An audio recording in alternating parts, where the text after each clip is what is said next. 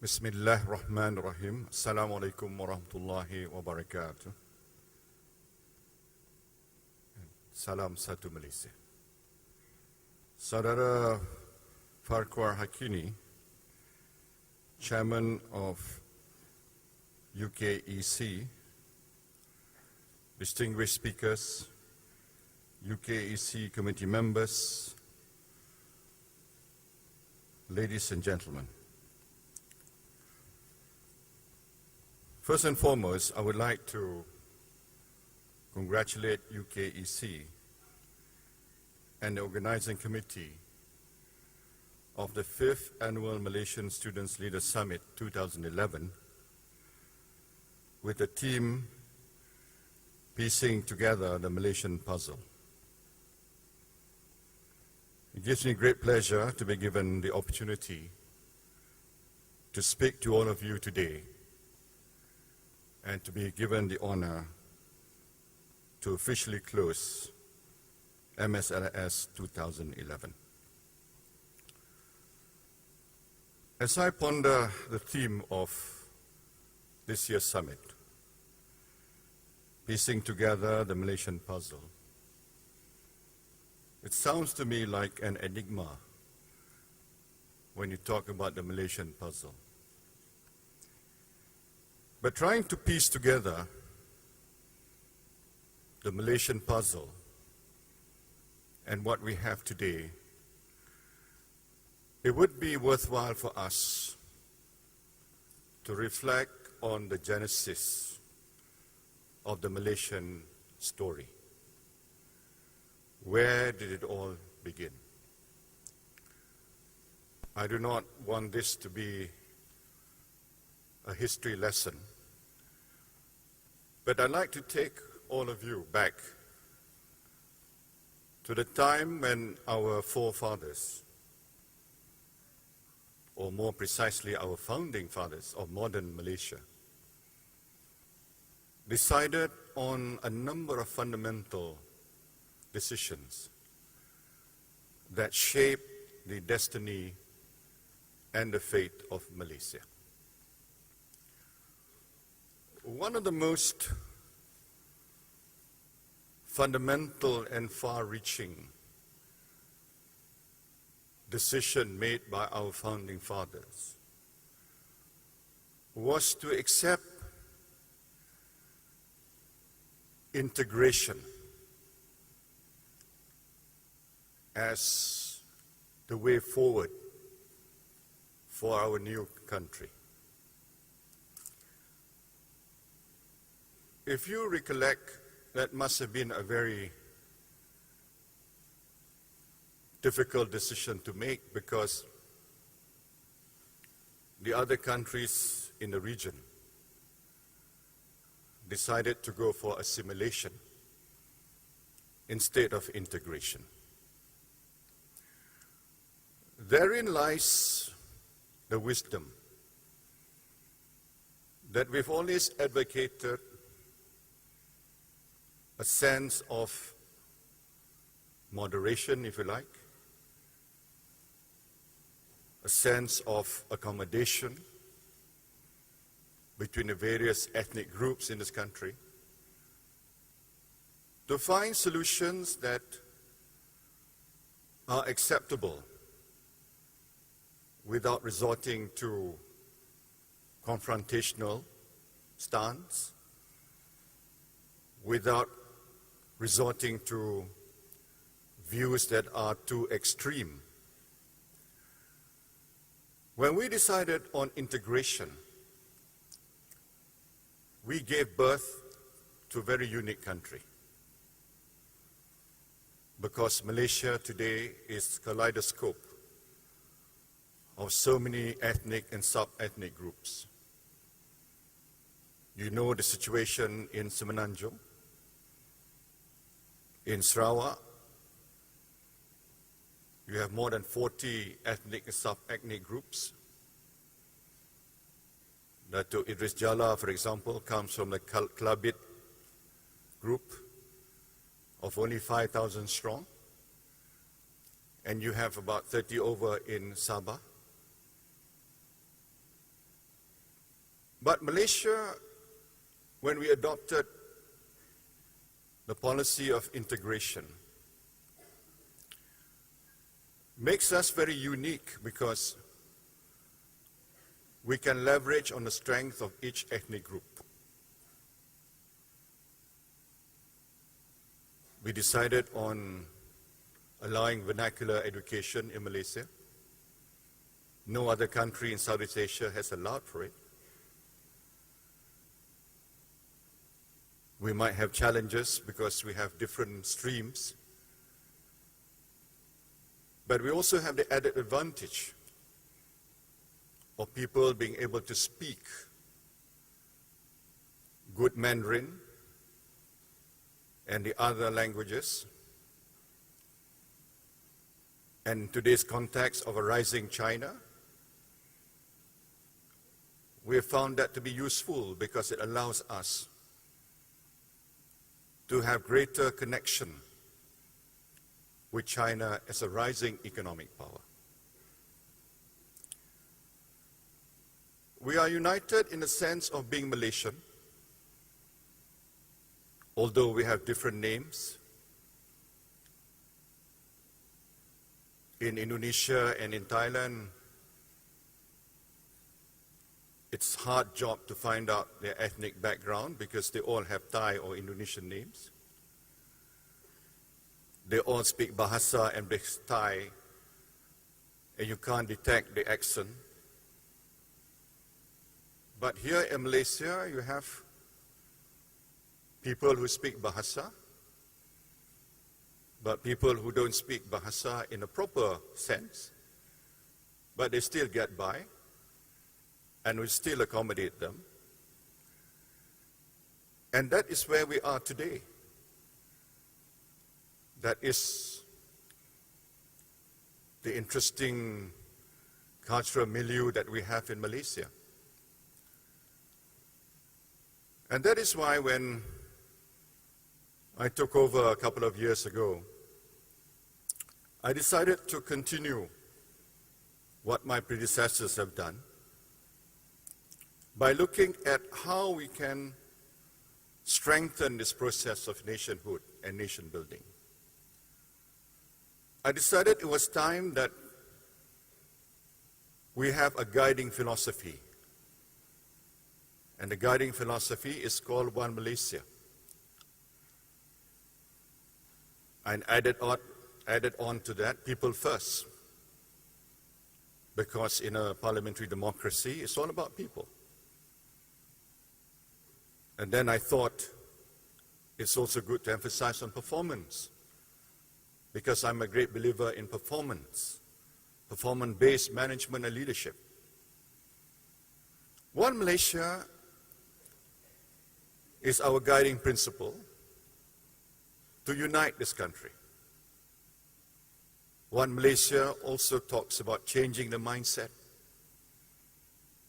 I have said this before.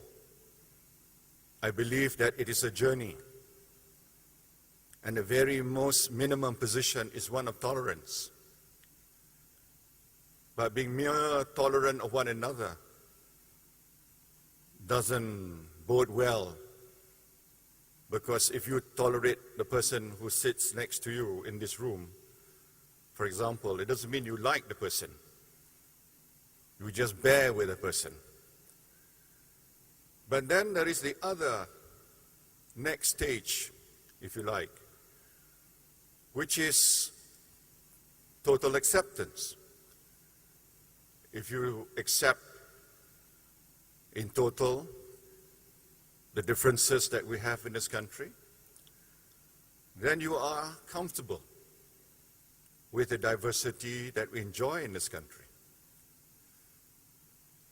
Then ultimately, there is another level, a higher level, and that is one of celebrating our diversity.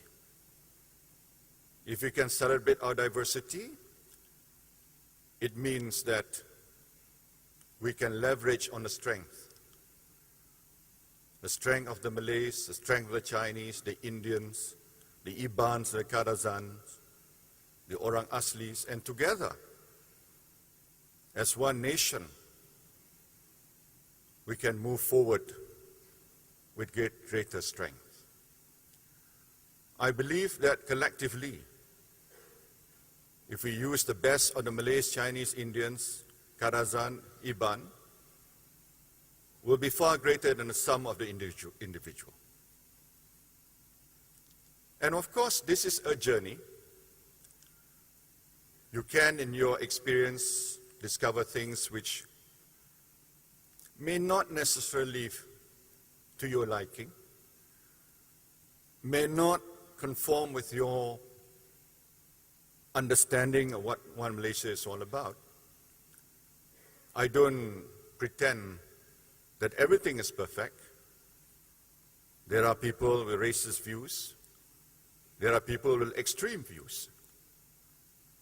But so are there people with extreme views in Norway, extreme views in America. What about the preacher who wanted to burn the Quran in America? You have many, many examples of that. But as a concept, it is also something that is work in progress. It is a journey. And as you know, before we reach the final destination, and that being we celebrate diversity in the fullest sense of the word, we can transform the mindset of our people. And hopefully, as we go along, as part of this transformation journey, people will become more and more comfortable with the whole concept and notion of One Malaysia. One Malaysia doesn't mean we've abandoned the fundamentals in the Constitution. The Constitution is there, and we have to respect the Constitution. What we are trying to do is to ensure there's fairness in our society. There is the whole notion of social justice as well. And to be fair to all, it depends on one's interpretation of being fair to all. I like to say that being fair to all means you have to take account the environment and the background of the individual concerned. And if you want to compete on a level playing field, you must allow for some degree of fairness in that competition. For example, last year when we gave out the JPA scholarship, we decided that those who have all 9 A+ and above, irrespective of ethnic group, will get a JPA scholarship, whether overseas or in the country. And that is a landmark decision because we've never done that before. That was the first time in our history we've taken that position, that those with 9 A+ for all subjects on the basis of merit will get a JPA scholarship. And this year we've done even better. We've gone down to 8 A+. Those with 8 A+ will get a JPA scholarship, whether abroad or in the country, but a JPA scholarship they will get. But if we were to accept the principles of a pure meritocracy society, then what about those people in the outlying areas? Those people who live in long houses, those people who live in the very rural areas. What chance do they have? So we decided that our policy should be on the basis of trying to marry meritocracy as well as social justice. So those with 8 A+ will be strictly on merit. But there will be a category for socio-economic considerations that will benefit the Ibans, benefit the Kadazan, benefit the Indians, and benefit the Malays, particularly in the rural areas as well. For example, if you are born and bred in Kenny Hills, for example, or somewhere around Hilton Hotel, surely you have much better advantage than somebody born in a longhouse. There is a longhouse in Sarawak, a place called Ulu Lachau. I have to pronounce it very carefully, in case I make a mistake. It's Ulu Lachau. Try to go to that longhouse in Ulu Lachau and try to imagine you are born in that longhouse. Without some degree of accommodation or affirmative action, if you like, what chance would that person have to move up the ladder, to be part of the social mobility in this country? Or if you like, another example is a place in Zerantut, Ulu Tembling. There is a kampong called Kampong Bantal, Ulu Tembling. And there's a kampong called Kampong Pagi. You move up the river in a small boat. When you reach that kampong, Kampong Bantal, you're so tired, they give you bantal and you sleep. So that's why it's called Kampong Bantal. And the next day you reach this kampong, it's next morning, it's called Kampong Pagi. Imagine if you're born in Kampong Pagi or Kampong Bantal. What chance do you have to move up the social ladder compared if you're born in Damansara or Pantai Hills, or anywhere in Klang Valley for that matter? So in Malaysia, we try to put together policies that we consider to be based on the principle of social justice, so that everyone has a share. And even if you do not get a JPA scholarship for that matter, there are other bodies giving up scholarships. There's also the PTPTN loan that we give out to students. We give out a lot of loan. The repayment is something else. The government doesn't get paid back as much as the amount we give away.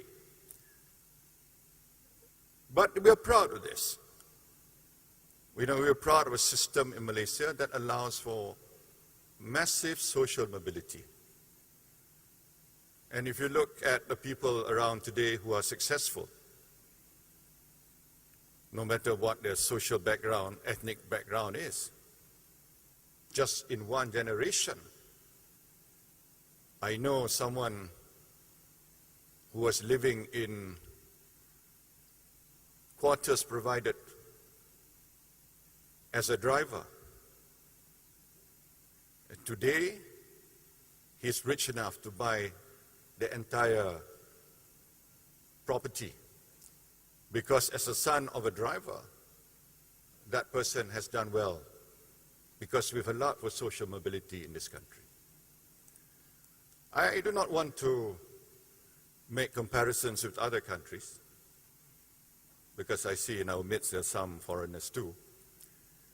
But I think if you're born in Harlem or Bronx, the chances of you growing up may be very, very slim in the United States society. And in Britain, remember Margaret Thatcher? She was born as a daughter of a small grocer in Lincolnshire. And what did she do? She changed her accent from Lincolnshire accent to speak the Queen's English, because she wanted to get to Oxbridge. In UK, there is a subtle form of division based on your accent. Nobody says there is a class society, but it's a subtle class society. In Malaysia, We are proud of the fact that there is enormous social mobility, and we can do even better in the future as we improve the quality or access to quality education in this country. So we have lots of good things going for us, but we mustn't rest on our laurels. When we assessed the situation 2 years ago, we thought that we were in a so-called middle income trap. We were doing well, but we face a different milieu. There are many countries, emerging countries, even the so-called communist countries, have all intents and purposes become very capitalistic, free market economies. The only difference is that they've kept the edifice, the communist edifice, but everything else has become very capitalistic. They are in a game to attract foreign direct investment. Our share of foreign direct investment was coming down. We were not moving up the value chain. We were attracting low or other investment using low income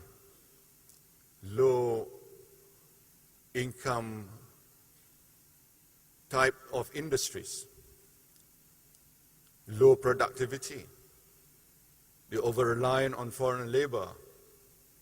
We become quite addicted to cheap foreign labor. We were not innovating fast enough, and we were losing our competitive edge. So what we needed to do was to have, in short, a new economic model. And I don't want to go into too much into this because I know you have listened to the presentation on a new economic model. But I'd just like to talk to you about how it came about. It came about because we thought that if we didn't do and introduce a game changer, we will not achieve our vision of becoming a fully developed nation by the year 2020. We needed to spell out what Vision 2020 meant in specific terms. I believe that if you have specific targets, you're likely to be more focused. And because if you're more focused, you're likely to achieve it. So we decided, how do we define this notion of a fully developed nation? Then we came up with the idea that it should be based on income per head. And we decided from 7,000 to 15,000, doubling our income per head would be the way to achieve fully developed nation status. Well, that was the easy part. The what part was the easy part. The how part was the more challenging. The how part is the part that is based on our economic transformation program. If we are able to grow at 6% per year, with a level of investment of $444 billion over 10 years, creating 3.3 million jobs, we will become a fully developed nation by the year 2020. That is our transformation journey. And that is what we're doing for all of you. Because by providing jobs, high-paying jobs, we are preparing the future for all of you in this room. We are preparing a future that is more exciting. And I believe that our job doesn't end with just the economic transformation program. We also believe that Malaysia is a society in transition. We come from different generations. As I stand before you, I suddenly realize my age. I was young once before, but that was many years ago. But people of my generation have a slightly different notion of nationhood. We came from the period when lots of things could have gone wrong with Malaysia. We could succumb to racial strife and conflict. Don't forget, Bosnia happened in the heart of Europe not too long ago, in what's supposed to be a matured civilization. But even in a matured civilization, there was ethnic cleansing. We are fortunate in Malaysia that lots of things that could have gone wrong didn't go wrong. Or it went wrong for a while, we put it right. I can still remember the tragic events of 13th May 1969, although at that time I was a schoolboy. And at that time, one of the things that perplexed me was my late father was the director of operations at that time. And as director of operations, he had enormous powers. He had the powers of the cabinet, or the executive, and the powers of parliament rolled into one person. Can you imagine that? There was no cabinet, there was no parliament, there was just Tun Razak as director of operations. It was a dream, in a sense, that why should you bother about parliament? Why should you bother about a cabinet? One man rule was good enough for the country. But I remember talking to him, and he kept on telling me, I am afraid of the powers that I have. And at that time, perhaps I found it hard to comprehend what he meant. And he said, I can't wait for the time to return the powers back to the people through parliament, through parliamentary democracy. Do you know that was way back in 1970, 71? It was not fashionable at that time to surrender your powers. It was more fashionable at that time to try to garner more power for yourself. It was almost unheard of. Can you imagine how many leaders at that time would have done that? Find the earliest possible opportunity, surrender back the enormous, awesome powers you have back to the people through parliamentary democracy. But we did that. As soon as we recovered from the 13th May incident, as soon as things were stable, Tun Razak gave back the powers to parliament. He called for elections. That is one thing I'd like to stress.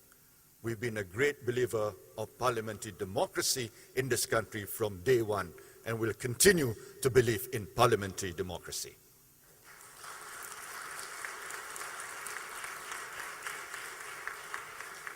We may have our shortcomings here and there. You may be comparing democracy in UK or in America. But nobody disputes the fact that there is democracy in Malaysia, and you can overthrow the government in Malaysia if you wish to. I hope you don't wish to. But if you wish to, you can. And we have lost elections before. We've lost elections in Kelantan. Until today, Kelantan is in the rule of the opposition, the hands of opposition for 21 years.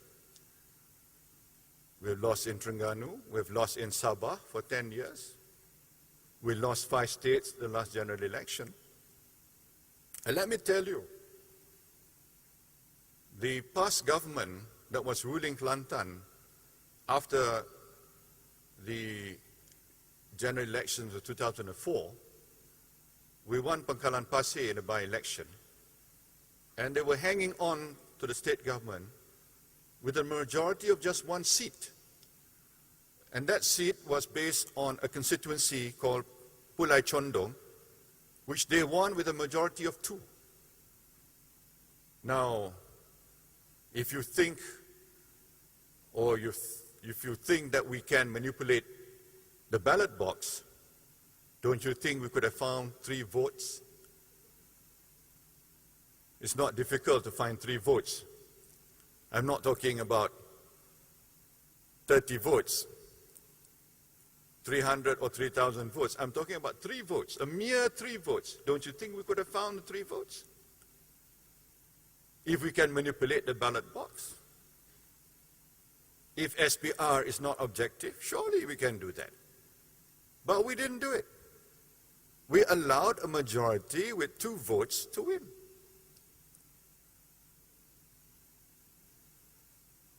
And that was the government that was in power in Kelantan with a majority of 1 for about 2 years. And we didn't do anything to disturb that government. We allowed that government to proceed, even with a majority of 1. So I like to refute very strongly if people believe that there is no parliamentary democracy in Malaysia. There is parliamentary democracy. We can debate about the notion of a fair election, or rather a notion of a free election, but a fair election, yes, there is fair election. You shouldn't doubt that. You know, people get nervous when it comes to election. Even ministers get nervous. You must allow for room for dissent, yes. That's why we made an offer for the stadium. They could have used the stadium, but unfortunately that offer was not accepted.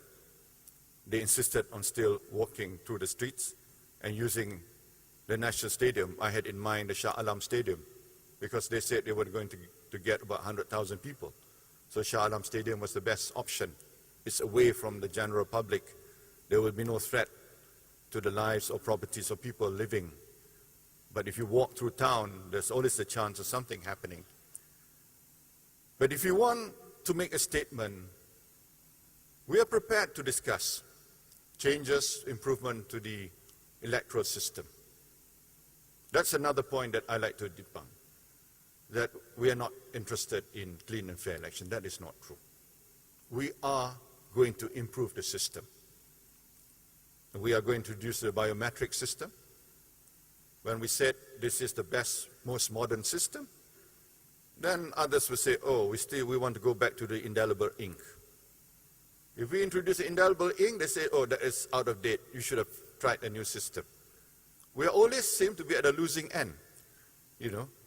When we try to improve something, there's always some objection to it. But never mind, probably that is politics. We have to live with it.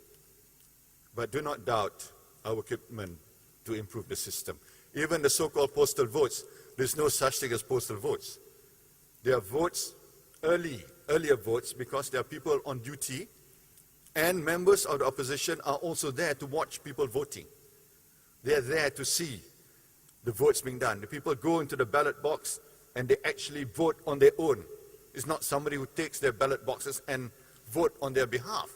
It doesn't happen. Maybe the nomenclature of postal votes, we should do away with that. You know, we could introduce something else, but it's not postal votes. Soldiers can vote. They are our citizens. And let me tell you, there are times when, from a particular camp, we have lost. Majority have gone for the opposition. I know where the camps where we have lost. It's not automatic that just because they are soldiers or because they're policemen, we lose. No. Never think that is the case. So there is this situation that we are in today. We are trying to make it better and better. And I hope the young people, with all of you, so many young faces here, that you will be part of this journey to make Malaysia better and better. Just be understanding the issues and challenges, fine, that's a good starting point, but that's not enough. I want you to stand up. I want you to be counted. I want you to be part of this journey to make Malaysia better and better, and believe that we can, and it's my duty and duty of my colleagues to make sure that we make Malaysia a country that you can be proud of, and the time when you come to the fore, Malaysia will be God willing, a fully developed nation. Thank you. Assalamu alaikum wa rahmatullah.